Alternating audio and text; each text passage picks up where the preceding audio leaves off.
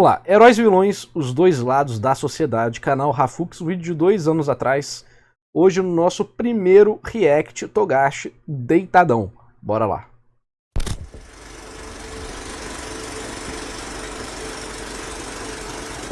Você leva a sério essas teorias? É claro que leva. Ah, vocês querem mexer comigo? Não, por que acha isso? Bom, Brandon, a ideia de que o assassinato seja uma parte que poucos seres superiores deveriam poder praticar... Em temporadas. Não pode estar falando sério. Mas eu estou. Eu sou um sujeito muito sério. Então eu posso perguntar quem decide qual ser humano é inferior e, portanto, adequado como vítima de assassinato? Os poucos que têm esse privilégio. E quem seriam esses? Nós sabemos, Sr. Kentley. Esses poucos são homens de tamanha superioridade intelectual e cultural que eles estão acima dos conceitos tradicionais de moral. Bom e mal, certo e errado foram inventados pelo homem médio comum, o homem inferior, porque ele precisa deles. Então você concorda com Nietzsche e sua teoria do super-homem? Sim, eu concordo. Hitler também. Hitler era um paranoico selvagem. Os super-homens dele eram todos fascistas, eram assassinos sem cérebro. Eu enforcaria todos. Mas veja bem, eu enforcaria eles primeiro porque são estúpidos.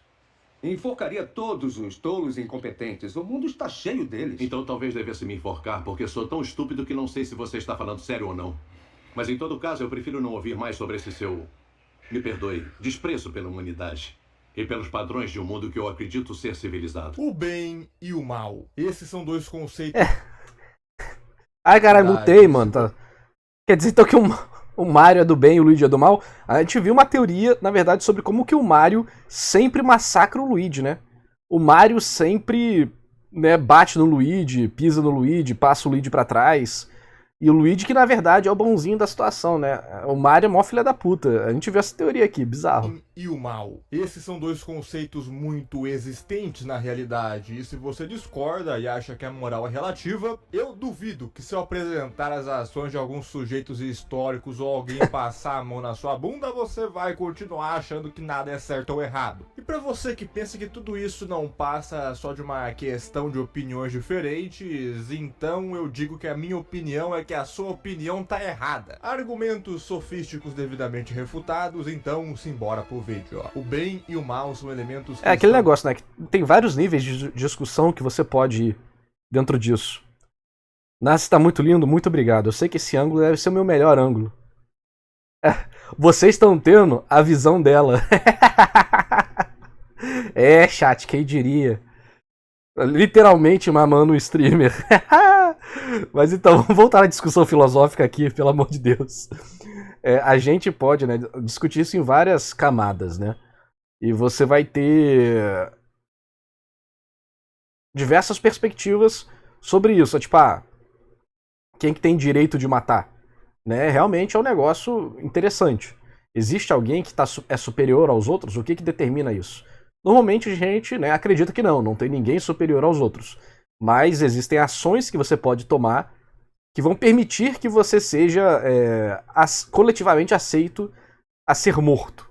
Né? Por exemplo, se você matar outra pessoa, é uma forma muito fácil das outras pessoas acharem que se você está disposto a matar alguém, você tem que estar disposto a morrer. Né? E aí o argumento de bem e mal começam a entrar, né? Tipo, o cara foi lá e matou alguém. Por nenhum motivo. Essa pessoa, todo mundo meio que consegue concordar que é mal. Só que aí o ato vai mudando de perspectiva dependendo de como você vê a situação. No caso ele matou para se defender, então tá de boa. No caso ele matou por um motivo abstrato. E aí, dependendo do nível do ato e do nível do motivo, as coisas começam a ficar meio turvas. Porque cada um vai ter um ponto de referência diferente. Eu acho que sim, existe até não só removendo um elemento transcendental aqui, um elemento biológico de que dá para determinar o mínimo aceito e condenável pelas pessoas, né? Em geral, pela própria biologia humana, que a gente quer continuar vivendo com saúde, a gente pode dizer que atos que vão danificar a saúde ou remover a vida de outra pessoa, sendo que essa pessoa não fez nada pra merecer isso, entre aspas, todo mundo vai reconhecer que é tipo, realmente, eu quero ficar na minha, não quero machucar ninguém, não quero que ninguém me machuque. Se alguém me machucar, aí essa pessoa tá cometendo um ato negativo. Então, até pelo lado biológico, eu acho que existe um conceito básico né, de que existe no mínimo um mal, né? Então, todas as sociedades do mundo basicamente botavam que você matar outra pessoa, você agredir outra pessoa, sem um motivo muito bom para isso, era algo muito ruim, né? E você poderia ser vítima do próprio crime que você cometeu. Você matou alguém, as pessoas iam lá e te matavam, né?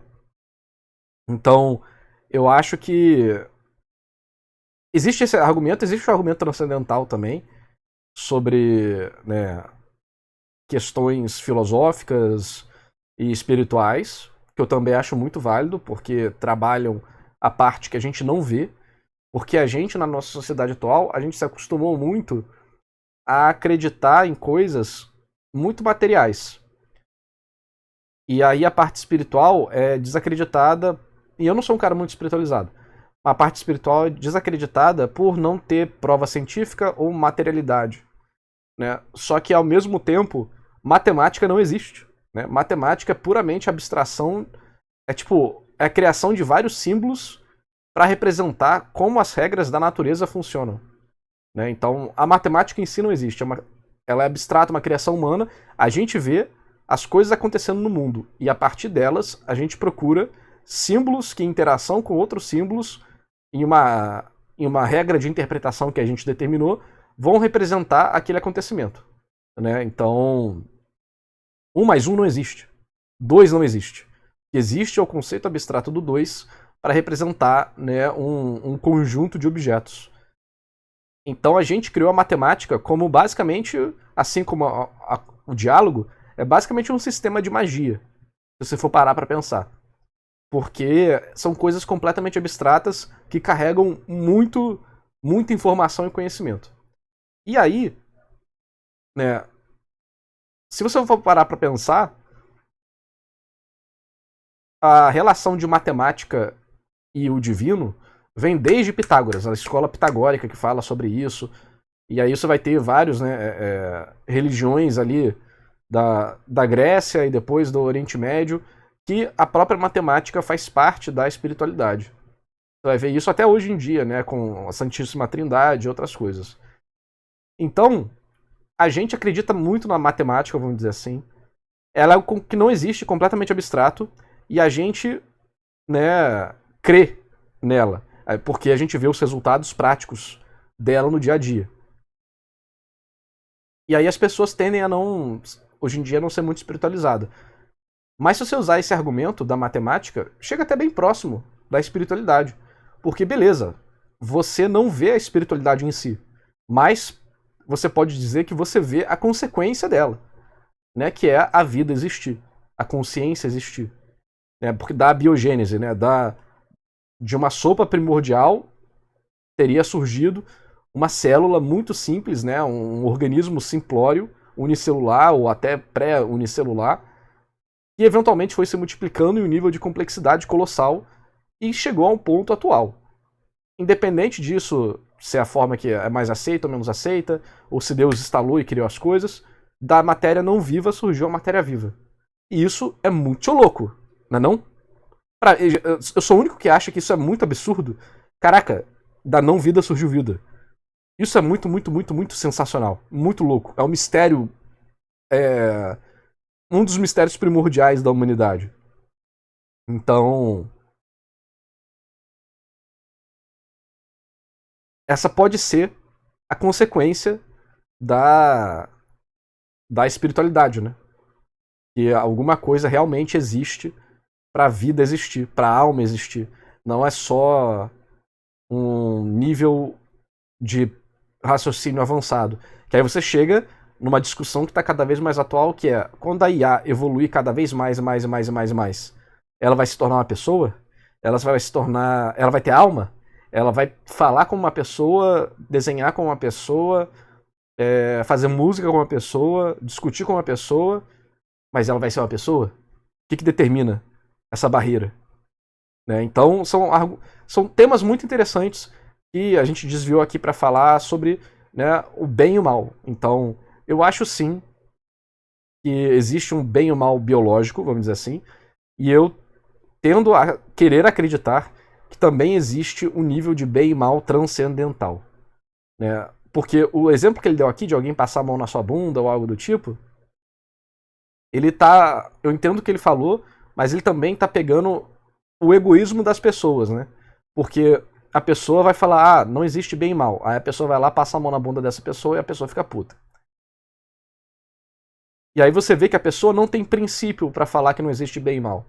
Ela tem apenas uma ideia que é parte da visão de mundo dela e que ela vai querer apoiar, independente dela estar sendo lógica ou honestamente intelectual. Então,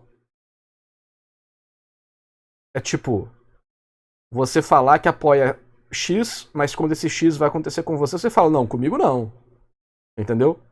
Ou seja, isso não é uma posição moral, não é uma posição de instância ideológica, é só uma posição de conveniência e de egoísmo, né? Presentes em todas as boas obras de ficção, que vão desde um filme muito elevado até um vídeo de pegadinha de Paul Ricardo Milos dançando na TV de um shopping. Mas, apesar do bem e mal não serem conceitos relativos, os agentes que são dominados mais por um do que por outro na ficção ocidental são relativos. Acho que é mais ou menos isso aí que ele tava falando. O que costuma acontecer, principalmente nos filmes e demais produções audiovisuais mais recentes, é você pegar um grupinho que você não gosta e mostrar esse grupinho fazendo um monte de coisa que a gente... Eu acho que The Boys vai muito nessa pegada, né? Eu não assisti The Boys porque eu não me interesso pela 25ª vez que fazem o super-homem malvado, oh meu Deus. Não que a série seja ruim, eu não assisti, eu não posso dizer isso. Tô falando que eu não me interesso pela proposta. E as coisas que eu vi superficialmente, que obviamente é um preconceito, né? Demonstram que a série aparenta ser muito caricata e não realmente trabalhar esses quesitos de uma forma interessante. Ela trabalha com nível de profundidade só o suficientezinho pra parecer que é profunda, sabe? Tipo, joga o lixo pra debaixo do tapete ao invés de realmente limpar a sala. Então parece que a sala tá limpa, mas não tá. Só tá debaixo do tapete. Ou seja, no final tem um monte de lixo ali. Eles fingem que não tá, vamos dizer assim, né? Porque é uma série que, obviamente, ela trata muito de questões culturais dos Estados Unidos também. Questões culturais que estão em voga. Tão em voga que eles tiveram que mudar o nome de um episódio por causa que o Trump... Tentaram, né, matar o Trump. E o nome de um episódio era basicamente, né, assassinato de candidatura. E o personagem aqui, o Capitão Pátria, que é o nome dele, não lembro. Ele representa o imaginário que um grupo de pessoas tem sobre esse tipo de gente. Não representa a realidade, representa a caricatura que os roteiristas têm desse tipo de coisa, né? E aí eu acho que isso acaba prejudicando um pouco a discussão, porque parece que as pessoas já vêm com a opinião pré-formada, né? O autor... Não sei, novamente, preconceito. Parece que o autor, os roteiristas, já vem com uma opinião pré-formada e a obra não deixa os personagens viverem, debaterem isso de forma interessante. Eles vão agir de forma a cumprir a ideia política que o autor quer passar. E isso, mesmo que prejudique o desenvolvimento de uma história. Eu acho que isso é bem interessante para comparar, por exemplo, com One Piece. Em One Piece, você tem vários personagens que vivem ideologias diferentes, estilos de vida diferentes, reinos diferentes, políticas diferentes. Mas, por mais que você tenha aqueles que são caricatamente do mal, por exemplo, os Tenryubitos, mesmo dentro deles você vai ter Tenryubitos que você pensa, caramba, esse cara é diferente. Por exemplo, o cara que ajuda Shirahoshi. Ele começa do mal, né, e depois vira do bem. Lá, impedindo que o Carlos pegue a Shirahoshi. Então até no momento, no meio mais espúrio, no meio mais nojento, você tem um pingo de esperança. E aí tem o pai do Flamengo também e tal. E eu acho que se até em One Piece, que trabalha com caricaturas, e nos vilões mais caricatos de tudo, você tem essa questão de o Oda faz a gente acreditar que todo Tenryubito é mal, e aí ele vai lá e mostra um Tenryubito bom. E você fica, puta que pariu. Né? É um choque. E aí eu sinto que algumas obras ocidentais se perdem isso. E os personagens não viram mais personagens vivos que vivem sua própria verdade e visão. Eles são fantoches para externar uma opinião política ou ideológica que o autor tem e que ele tá muito com raivinha, sabe? Ele tá tipo, tô com muita raiva. E você vê que a obra é basicamente o reflexo dele discutindo no Twitter. E aí isso naturalmente perde profundidade, porque a intenção da obra não tá sendo ser uma obra profunda, não profunda, que nem toda obra precisa ser profunda, mas uma obra onde os personagens vivem aquilo e o foco é o entretenimento e, eventualmente, uma mensagem através da verdade dos personagens. Vira só uma obra que o foco dela é primeiro te mostrar como que você é uma pessoa muito ruim por não pensar igual ao autor, e depois as outras coisas. Não sei se é o caso do The Boys. Tô falando que eu sinto que isso vem acontecendo muito na mídia ocidental. E você pode pegar exemplos de mídias ocidentais que são claramente políticas e não caem nesse problema. Por exemplo, Watchmen, que eu só tenho uma análise no canal. O Watchmen é claramente político de várias formas. Só que mesmo assim é muito bem escrito. Todo mundo sabe a opinião política do Alan Moore. Ele é comunista, comunistão mesmo. Camisa do comunista, o cara fala como... Só que a história dele, por mais que você discorde ou concorde com ele, a história é boa. E por mais que ele tenha feito o Rorschach para ser o mais desprezível possível, ele ainda é um personagem incrível. E talvez o mais humano e o mais bonzinho no final de todos eles. Por mais que ele seja uma pessoa terrível. No final ele é o único que bate o pé e fala não pro genocídio. Mesmo ele sendo o cara mais desprezível de todos. E o cara mais limpinho de todos, amado por todo mundo, no final é o cara que quer fazer o genocídio. Né? Então, o Watchmen é uma obra completamente política, bem clara na política que ela tá fazendo, só que ela é absurdamente boa, porque vem primeiro os personagens e os seus dramas e conflitos, e aí toda a questão política do Alan Moore tá dentro dessas interações com várias perspectivas, e isso dá muito valor pra ela, né? Eu acho que isso que tem faltado nas obras de hoje em dia no Ocidente. Faz sentido o que eu falei? Visuais mais recentes, é você pegar um grupinho que você não gosta e mostrar esse grupinho fazendo um monte de coisa que a gente acha errado, e aí mostrar o grupinho que você gosta, combatendo esse grupinho errado, porque aí vai ser um grupinho do mal e outro grupinho do bem. Eu sei, isso parece muito a descrição do Twitter. Exatamente. Principalmente com coisas que acontecem em podcasts que envolvem falar daquela tribo específica de certo avantajado, mas eu tô aqui pra falar de cultura, e não intrigas políticas que todo mundo sabe que é chato pra cacildes, mas finge que gosta pra parecer mais adulto. E bem, as representações do bem e mal estão cada vez mais feias e caricaturais, o que acaba com a gente até gostando de alguns vilões, ou até percebendo que o cara nem vilão é, porque ele tava sendo... Mas vilão... A humanidade sempre gostou de vilão na ficção por vários motivos, né? Por ele ir contra o status quo, por ele ter poder, por ele ser convicto do que tá fazendo, por ele não baixar a cabeça. Tudo isso são técnicas de empatia, né? Então todo mundo gostaria de ter seu dia de vilão. Todo mundo gostaria de... Tem pensamentos, nossa, cara filho da puta, com vontade de passar por cima com o carro aqui no engarrafamento. Mas a gente sabe que não pode. Mas a ficção é o espaço para o ser humano descobrir e brincar com as melhores e piores coisas, né?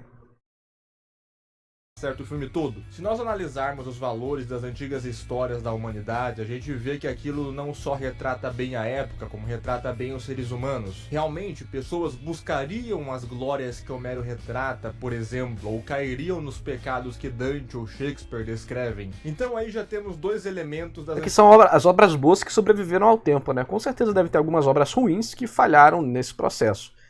E... talvez, de fato, exista, como massificou a quantidade de produção de ficção, o que eu acho que é algo positivo no final, a quantidade de exemplares negativos aumenta também, né? Você tem muita bosta. Então, talvez fosse mais fácil antigamente conseguir algo bom, mas era muito pouco. A quantidade de produtos criados era menor também, né? Então a amostragem é menor. Então, estatisticamente, naturalmente, esse tipo de coisa vai acontecer. Mas também concordo que existia uma preocupação maior antigamente em trabalhar temas grandiosos, porque muitas vezes quem escrevia essas coisas eram pessoas que viviam para filosofar, estudar, fazer arte, e não necessariamente um produto comercial que vai agradar o menor denominador comum. Então são propostas diferentes, né? Inclusive, antigamente, na própria Grécia, se eu não me engano, tem um escritor que ele fica muito puto porque tem um tipo de gênero literário que era a descrição de viagem, eu não lembro o nome agora. E os caras descreviam um monte de viagem que eles faziam, mas os caras nunca viajaram. Então eles inventavam. E aí tinha algumas descrições muito fantasiosas e tal. E aí o cara começa esse livro meio que criticando essas outras pessoas que fazem essas descrições de viagem. E aí ele começa falando que foi pra Lua e o caralho. Ele faz uma viagem alucinógena, fingindo que é verdadeiro. Como uma crítica a esses produtos de baixa qualidade que ele encontrava na época. Isso na Grécia já. Então isso sempre existiu em todo lugar. Então, mas essas obras que falam sobre coisas grandiosas, eu acho que se perdeu hoje em dia também, porque antigamente as pessoas estavam mais preocupadas com isso em geral. Até o próprio camponês fudido, eu acho que ele estava um pouco mais preocupado com questões grandiosas, não porque ele era um filósofo necessariamente, mas primeiro porque você não tinha tanta coisa para fazer como se tem hoje em dia. Mas segundo, porque eles em geral estavam muito mais em contato com a terra e com a morte. Né? A morte de bebê era muito alta, a expectativa de vida era muito baixa também. Então a morte era algo muito mais comum, presente, palpável e interativo naquela época. Enquanto hoje em dia, a morte ficou algo muito mais distante pra gente. A gente não vê, né? Bebês não morrem tanto assim, a gente vive muito mais agora. Então, em geral, em média, isso se afastou. E a gente também ficou desconectado da terra. A gente não tem mais contato com gado, a gente não mata a nossa própria comida, a gente não colhe nossa própria comida, a gente não ara a própria terra. Então acho que tudo isso, a gente não vê o ciclo da vida acontecendo igual acontecia antes também. Eu acho que tudo isso acaba influenciando. Hoje não temos símbolos novos, usamos os do passado. Sim, em geral a gente usa símbolo do passado. E até a Helena Galvão fala isso no vídeo dela, né? Que acho que Platão, uma sociedade forte, uma sociedade com símbolos, né? E para ele, nossa sociedade seria extremamente fraca, porque a gente não tem símbolo nenhum. E sem os símbolos, a gente não transcende, porque a gente não consegue... Os símbolos são os que carregam muito conhecimento de forma condensada. E talvez por isso nossa sociedade esteja um pouco defasada em vários aspectos hoje em dia, com muito materialismo, hedonismo e outras coisas do tipo, completamente acima em prol até do básico do pensamento sobre qualquer assunto, né?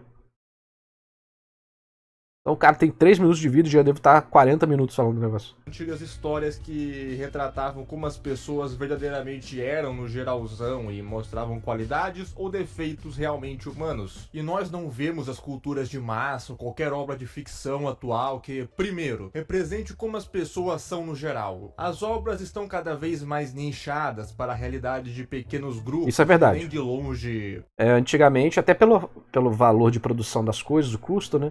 Você faz um negócio geral. Hoje em dia, como é muito fácil produzir, é muito mais fácil você produzir para o nicho específico. Então, por isso que não vai ter outro Big Three, Naruto, Bleach, One Piece, ou Dragon Ball como pai deles, né? Não vai acontecer de novo. Antigamente, era muito difícil acessar animes e mangás. Então, você lia ou via o que tinha. Por isso todo mundo viu as mesmas coisas antigamente. Hoje em dia é muito fácil. Você pode ler tudo, ou ver tudo exatamente do seu gosto. Então, por que você vai dar uma chance a uma parada que talvez não seja do seu gosto, se você pode ver o anime exatamente como você gosta? Então, os nichos hoje em dia talvez sejam do tamanho do público geral de antigamente para anime e mangá. O público que consome Slice of Life e Moe hoje em dia deve ser igual a quantidade total de fã de mangá dos anos 90, entendeu? E aí faz muito sentido que essas obras, até para se destacarem, como que você vai competir com shows gerais que são absurdamente populares, consagrados e de possivelmente alta qualidade? Você vai fazer um produto nichado, porque mesmo que a qualidade dele em geral seja menor, como ele tem elementos nichados que a galera gosta, ele vai fazer sucesso dentro do nicho e vai se pagar. representam as grandes aspirações ou ensejos da humanidade no geral, em comum. E às vezes nem grupos são, na maioria das vezes eles só pegam gostos específicos pra fazer um bagulho inteiro só em cima daquilo. E eu penso quão bobo é fazer um bagulho por causa de um gosto, mano. Imagina, eu tenho um gosto por sapatos azuis, aí eu tenho que ter um personagem pra me representar. Eu já falei isso em um outro vídeo, mas eu não vejo uma obra pra me sentir representado, eu vejo pra observar virtudes, pra ver o protagonista fazendo coisas que eu não posso fazer, ou até posso, mas aí eu vou preso ou perco a minha carteira de motorista. Mas aí Essa questão de representação, existem várias camadas, né? Todo homem se identifica com Goku. Tem esse ditado, né? Porque realmente, muitas vezes a identificação não vem por ser igual a você superficialmente, mas ou por viver uma vida próxima do... Tipo... Opa, pera aí. Aí, Boa valeu, noite, Capim. Narras. Tudo jóia na mesma aqui sem novidades. Pergunta, P que não existe anime de handball? Do nada kkkk, saúde pra tu. Valeu, mano. Não sei, boa pergunta. Deve ser porque não é tão popular assim. E, inclusive, o Capim era o que eu tava falando, que eu ajudei ele a pegar 2 ou 3 garotas, e todo mundo duvidou. Tá aí ele aí, ó. Fala no chat que é verdade, Capim. Voltando aqui pro vídeo, eu até pausei a notificação pra não atrapalhar. Questão de identificação tem várias camadas, né? Então, a real identificação muitas vezes é sentimental. Tipo, o personagem passar por algo que você passou, o personagem viver de uma forma parecida com você, o personagem fazer algo, tipo, esse tipo de coisa, né? Todo mundo compreende a dor de ser rejeitado, todo mundo compreende a dor de ser excluído. Mesmo que o personagem seja excluído por não ter magia, o mundo de magia, o que é algo que não existe no nosso mundo, a gente entende o que é ser excluído. A gente já foi excluído na escola por algum motivo, excluído de um grupo de amigos, excluído da família, excluído do trabalho, do emprego, de qualquer coisa. Então essas coisas que geram as técnicas de empatia. E aí a grande identificação muitas vezes rola pelo que você admira no personagem e não necessariamente pelo que o personagem se aparenta. Né, como que ele está vestido, como que é a característica corporal dele. Então, a real identificação de sucesso, né, muitas vezes tem várias camadas. Mas claro que até a camada de aparência importa. Então, só que acho que hoje em dia se dá muita importância para isso como uma muleta para ignorar e, tipo, e botar uma cortina na frente do fato de estar vazio atrás da aparência feita pro marketing vender, né?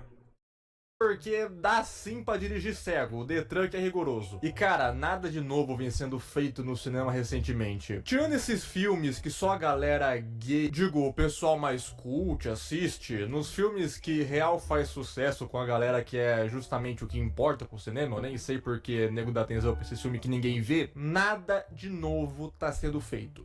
Nada de novo no grande marketing, né? Mas existem filmes novos, sim, sendo feitos. E filmes bons também. Ultimamente saíram alguns. Se a gente for pegar aqui uma lista, vou ter que pegar no celular, porque senão não dá pra pegar aqui, né? Vamos ver, vamos descobrir. Ele falou 2 anos, né?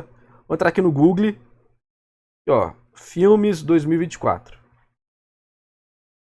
Algum desses aqui é bom? Não sei. Não sei se são bons. Será que o cara tá certo? Eu não vejo filme. Então eu não vou saber te dizer. Ah, Madame Teia, com certeza vai ser, né, emocionante. Madame Teia é um exemplo de filme bom. Vamos botar 2023.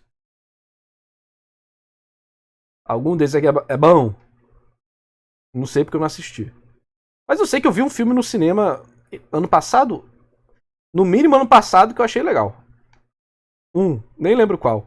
Acho que isso diz muito sobre o filme e sobre o estado também, né, da parada. Mas eu juro que teve um bom. Tipo, original. Eu juro. Sendo refutado ao vivo aqui. Não sei, o chat tá falando que teve filme bom? Não sei. Não lembro os nomes. Eu sou meio desconectado do mundo dos filmes, então não sou a melhor pessoa pra falar sobre isso. Aranha-Verso, mas Aranha-Verso é Homem-Aranha, já é, entendeu? É tipo propriedade intelectual nova.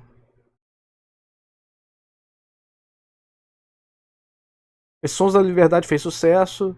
Eu não assisti. Eu não sei como é que é. Falem filmes aí no chat. Coisas boas que saíram. Depois eu vou comentar. Filme de herói da Marvel genérico é adaptação de bagulho antigo com ideia que não é original. De resto, só continuação de filme das últimas 2 décadas. Literalmente ninguém tá fazendo nada novo. As novas franquias são como um vírus atingindo as antigas, que só a usam, destroem e partem para a próxima. Por isso estamos mais Oppenheimer, isso, boa, aí ó. A exceção que confirma a regra. nos identificando com os vilões ou até mesmo anti-heróis nos filmes atuais. Como eles querem implantar novos valores, eles precisam de um espantalho. Todo herói precisa fabricar um vilão. Eles vilanizam os valores das pessoas normais em detrimento desses valores desse bando de calvo rico que são minoria. Ou seja, é todo aquele lance de se reconhecer e identificar no protagonista, só que no antagonista. Já que esses vilões meio que são a gente, nós somos o pesadelo dos milionários de Hollywood que produzem os filmes. Na mente deles é como se algum deles tivesse cabelo e saísse por aí com uma cueca por cima da calça. Por isso que esse pessoalzinho cinéfilo é chato pra doer. Eles, quando defendem algum filme atual e criticam outro que todo mundo gosta, eles estão só bancando de empresa de marketing pessoal pra nego tipo Michael Cera. E como se ele... Eu nunca fui do grupo de crítico de filme, porque eu não assisto filme, né? Sou mais dos mangás, dos animes. Mas eu sempre tive uma perspectiva que crítico de cinema, por ser muito popular, tem muita gente. Então, naturalmente, tem muita gente ruim. Então, tem muita gente no YouTube, inclusive, que tem uma galera que paga muito pau. Eu vi as análises e eu fiquei, ué, mas não analisou nada. Não falou porra nenhuma, falou tudo superficial em cima do negócio. Eu fiquei, ué, não entendi porque o povo gosta, não. Não que a pessoa não possa ter o conhecimento, mas os vídeos eram super rasos. Super rasos. Então talvez seja por isso que faz sucesso também, né? ele já não tivesse uma equipe de marketing pra isso. Então, basicamente, o jornalismo cultural é literalmente só um marketing episódio. Não, o jornalismo institucional hoje em dia é uma bosta. Se você quer algum conteúdo legal mesmo, vai atrás de um criador de conteúdo focado naquilo e é apaixonado por aquilo. Aí você vai ter muito mais honestidade e uma opinião muito mais profissional daquele assunto. E se você for ficar esperando ver opinião de anime, mangá, filme, série por site pop, é complicado. 2, a ameaça fantasma. E, mano, qual o grande golpe de usar o a crítica disse que é bom? Tipo, nossa, cara, tem um monte de mano que é pago pra dar opinião, dando opinião. Por que você não acredita na opinião deles, bro? Pior que boa parte da mídia de jogo também é comprada, né? IGN, Kotaku, tudo isso aí é tudo comprado pra elogiar os jogos das grandes empresas. E isso já foi vazado há muito tempo, né? Nossa, por que você estuda pra ter uma opinião entre as opiniões oficiais aí de um monte de cara da TV que fala pela internet? Não dá só pra aceitar mastigadinho? Olha que fácil. Mano, é papo reto. Pastor protesta falando que Naruto e Death Note é do diabo pra arrancar dinheiro de crente e crítico especialista falando pra nego que Coringa Não conheço essa pessoa. é do diabo ateístico deles e os dois tristão no mesmo nível porque ninguém leva a opinião deles a sério. São dois gatos que chamam os outros de gado. Lá vai. Se você não está espacialmente na realidade, você também não está nela temporalmente. Espaço e tempo são muito mais do que conceitos de careca inteligente. Olha pra onde esses artistas gravam suas paradas. Tudo com ar de quem tá com aquele cheiro gostosinho de quem acabou de sair do cabeleireiro, que acabou de chegar das comprinhas do shopping e que o mundo tá super salvo só porque ele e a amiguinha dele são do gênero Capricórnio. E tem alguém que você gostaria de ser amigo ou conhecer e não conheceu ainda? Existe alguém? Gente, uma pessoa que eu amo muito, que eu ouço todas as músicas, que eu sou muito fã, que eu tenho um carinho assim, que ainda não deu, a gente não se cruzou ainda. Pior que eu já vi esse clipe. Né? Acho que todas as viagens que eu fiz, todos os famosos, Tim Maia, que eu morro de vontade de conhecer. Então, assim, eu já falei com o meu assessor, falei, vamos. O pior que, tipo, eu fui atrás disso e aparentemente essa moça faz o papel mesmo. Ela tem um personagem que é a mulher absolutamente burra. Foi isso que eu procurei e vi. Não sei se é verdade, mas falaram, não, é isso mesmo. Ela faz esse personagem de ser completamente burra. Não entendi.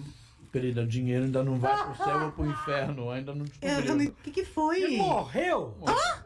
É! Morreu sua pai. De Covid? Granfino não sabe nem Se for um personagem, é genuinamente bom, tá?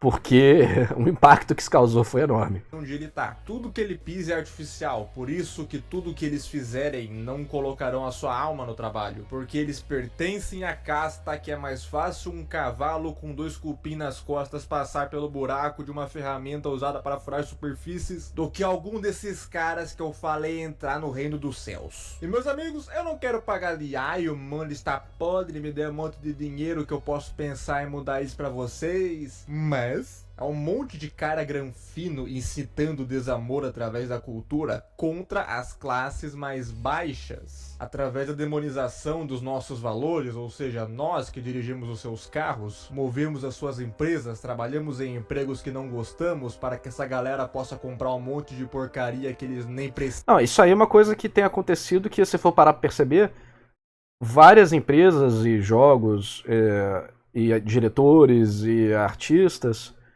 eles estão muitas vezes antagonizando o próprio público. Acho que isso todo mundo percebeu, né? E isso é uma estratégia perdedora, né?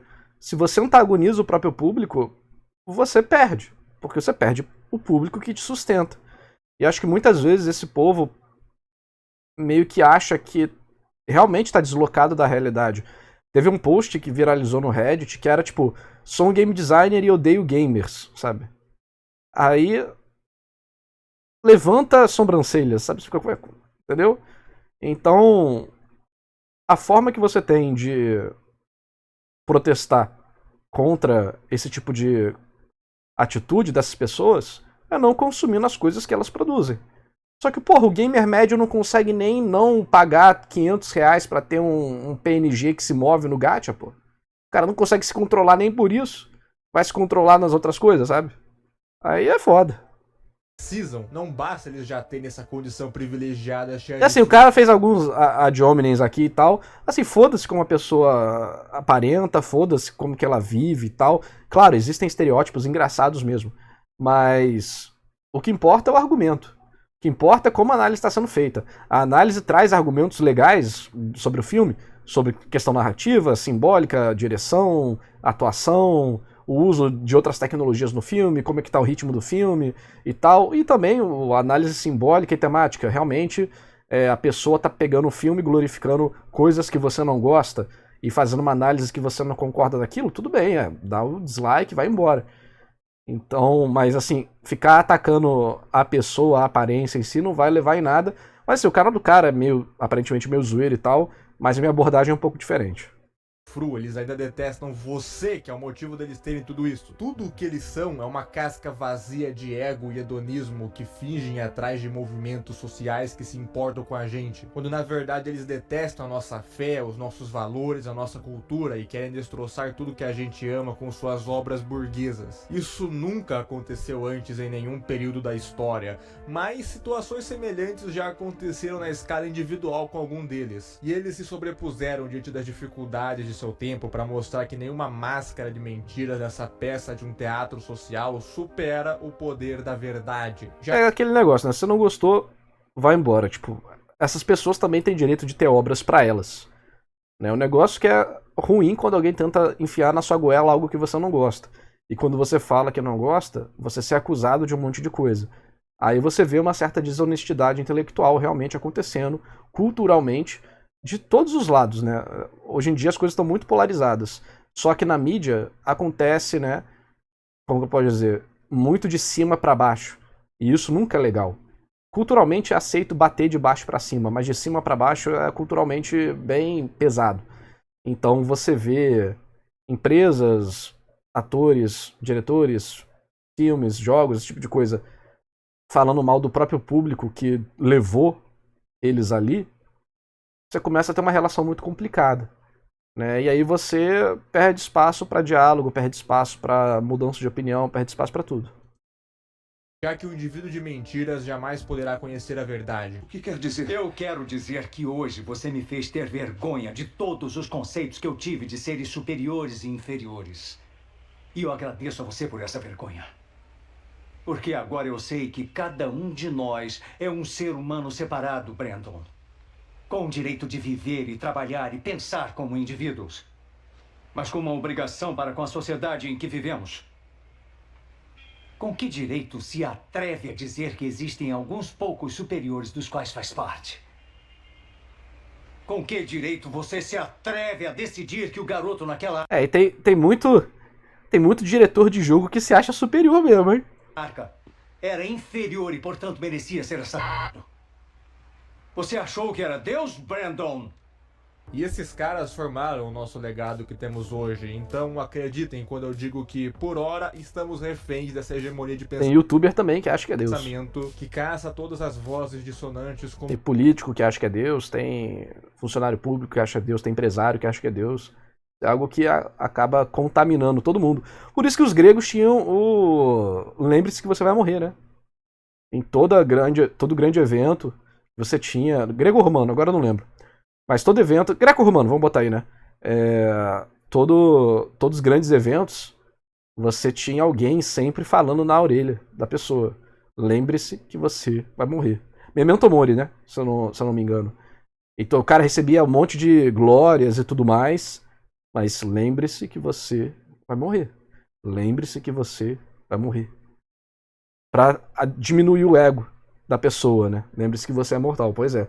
Diminui o ego da pessoa, pra ela não, né, extrapolar. E mesmo assim extrapolava. Imagina hoje em dia, que as pessoas têm um ego cada vez mais massageado graças à rede social. um monstro invisível e onipotente. Mas é somente depois de perder tudo que somos livres para... A diferença do advogado brasileiro pro juiz é que o advogado se acha Deus e o juiz tem certeza, tipo isso. fazer qualquer coisa. Então podem levar na real quando eu digo que nós não estamos sozinhos.